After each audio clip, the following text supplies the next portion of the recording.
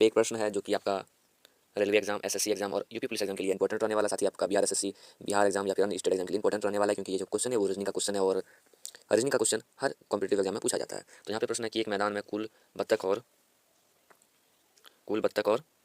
बकरे हैं,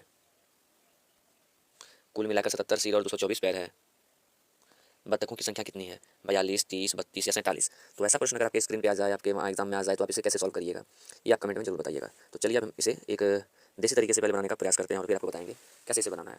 सबसे पहले आप यहाँ पे दो चीज़ें समझिए कि जो गॉट है उसका 4 पैर होता है और जो डक है उसका 2 पैर होता है, ठीक है।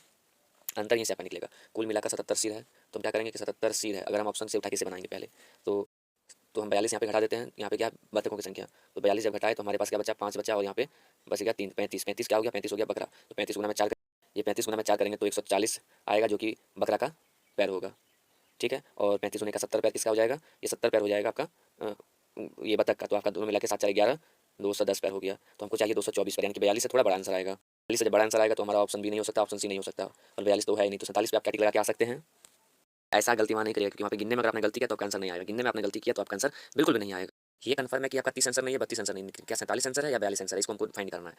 वैसे करिए यहाँ पे कि एक्स मान के चलिए, ये गॉड को एक्स मान के चलिए और डक को वाई मान के चलिए, तो एक्स प्लस का वाई बराबर कितना हो गया, 77 हो गया। और समीकरण दूसरा उठाइए कि यहाँ पे 2x यानी कि 2 पैर होता है डक का, प्लस में 4y यानी कि 4 पैर होता है बतख का, ठीक है। तो अब यहाँ पे इसको हो गया, यहाँ पे बराबर करिए आप। बराबर जब आपने कर दिया तो आप नेक्स्ट क्या करिएगा, तो 224 लिखिएगा। 224 क्यों लिखा, क्योंकि 2x प्लस 4y का बराबर 224। यहाँ पे 2 बतख, ये 2x यानी कि हम यहाँ पे ले लिए इसका कि 2x 2 वो पैर होता है, किसका होता है, तो वो पैर का संख्या 224 है, इसलिए 2x प्लस 4y लिखा। अब नेक्स्ट क्या कर सकते हैं, तो नेक्स्ट ये करना है कि 2x प्लस का 4y बराबर में 224, यानी कि 2 गो पैर होता है बतख का, 4 गो पैर होता है बकरे का, जो कि दोनों का पैर मिला के 224 हुआ है। तो अगर हम ऐसा करें कि समीकरण 1 को 2 से गुना करने पर, ठीक है, समीकरण 1 को हमने 2 से गुना कर दिया, तो हम इसको नॉर्मली अपने तरीके से बनाते हैं। यहाँ पे अगर हमने 77 को सिर है, 224 को पैर है, तो अगर हम ऑप्शन 1 उठाएंगे कि 42 को बतख अगर है, तो हम 42 यहाँ पे घटा दिए, ठीक है। तो 42 जब घटाए तो हमारे पास आ गया 5 और 3, 35 आया। 35 किसका संख्या निकल के आया, ये बकरे का संख्या निकल के आया। तो बकरे का अगर 4 पैर होता है तो 35 गुने में 4 करेंगे हम।